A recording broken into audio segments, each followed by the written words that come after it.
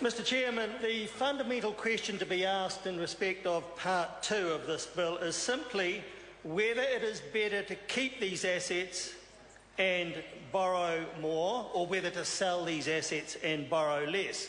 So it's a matter of assessing that balance. And in making that assessment, Mr Chairman, it is also necessary to simply ask, are these assets which are proposed to be sold good investments for New Zealand, or are they not?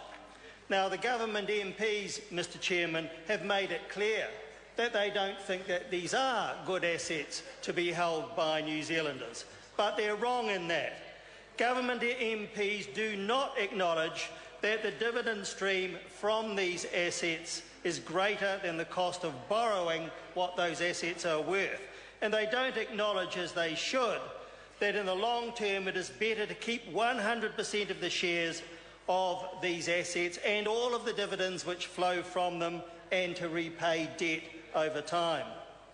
It is no different to a private business, where if they sell some of their most essential assets, it will threaten the viability of the business. It's no different for New Zealand.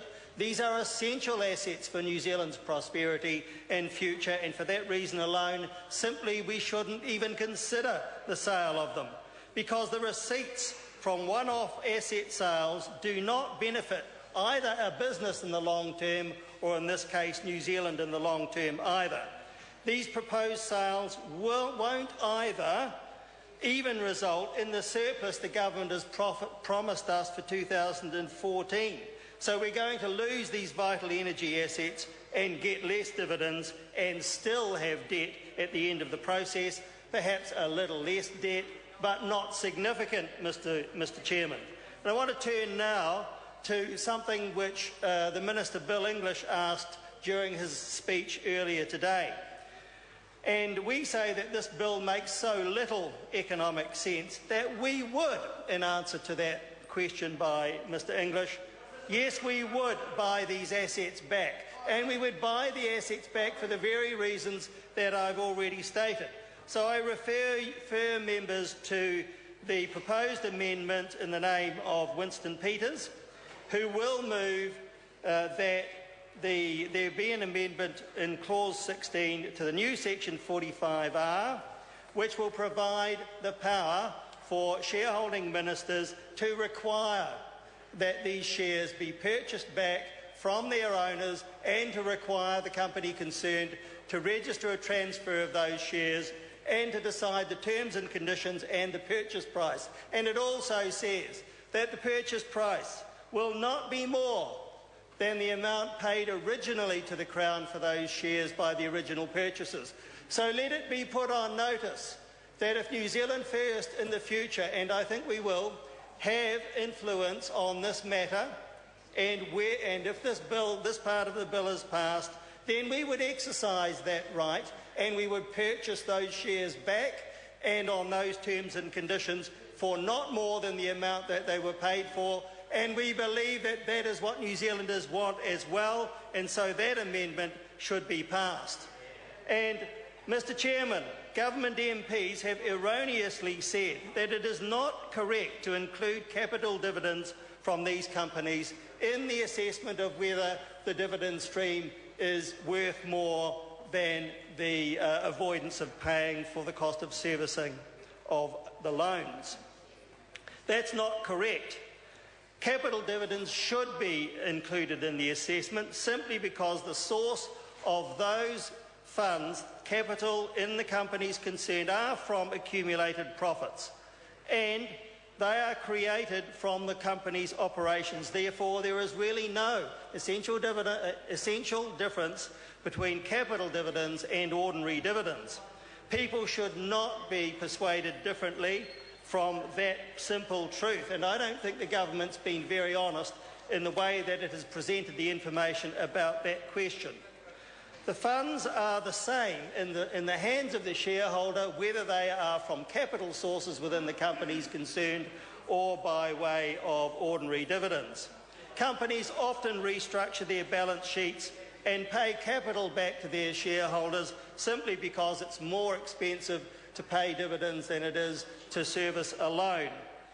And then, of course, the company is free to borrow more. Mr. Chairman, the companies are then free to borrow more and to restructure their balance sheet, and that's also a lesson for the government. If it's good for companies to do that and to understand that those dividends streams are so valuable, then that should be recognised in this debate as well. And Mr. Chairman, there is a good comparison here with what is a recent debate in Christchurch over whether Christchurch City should sell some of its valuable assets in order to help defray some of the capital costs of the earthquake. And there has been a response published in the press by Mr. Bruce Irvine to Jerry Brownlee and David Carter, who encouraged the sale of those assets. And the response by Mr. Bruce Irvine, the chair of Christchurch City Holdings Limited, was simply that it was not wise to sell those assets unless the shareholders so instructed. The council did not, of course, give any such instruction, and Christchurch people are very clear in their position. They don't want those assets sold either. And Mr. Irvine pointed out the reason, and the reason is simply this, that over the last 10 years, those assets, Mr. Chairman, this is relevant to Part 2 because it comes back to the question of control and whether indeed those assets should be sold or not. The rate of return over the last 10 years of those assets was 15.2%, very similar to the approximately 16% that these particular assets held by the government return to the people of New Zealand. So for the same reason, as I've said at the beginning, Mr. Chairman, it is much more valuable economically for the dividend stream to be retained from these assets than the process of repaying debt and saving on the debt servicing costs. A much better economic proposition altogether. And also, Mr. Chairman, another reason is simply this, why people are so against this proposal. And it is simply that they feel that it is an attack on New Zealand's sovereignty. And the main reason for the opposition by Kiwis is simply that much of the figures and facts go over their heads, but they know one thing. They don't want foreigners to own our assets, and that must be respected, Mr. Chairman. They are the people who are not able to afford to buy those shares, and nor are they able to afford to pay the higher prices for power that will result. They are deeply concerned about foreign control, and they know that that will happen. They know it's a means of it means the loss of resources. They know it includes precious water rights that will be lost to us. They know that it means the flow of dividends will go overseas at their expense, and they know that in the future they would be essentially buying New Zealand-generated power from foreign companies. They know that that inevitably would happen, and they also know, Mr. Chairman, that the 49% which the government will sell will sooner or later turn into much more than 49% and inevitably 100%, and so we'll see a total privatisation of these companies in due course.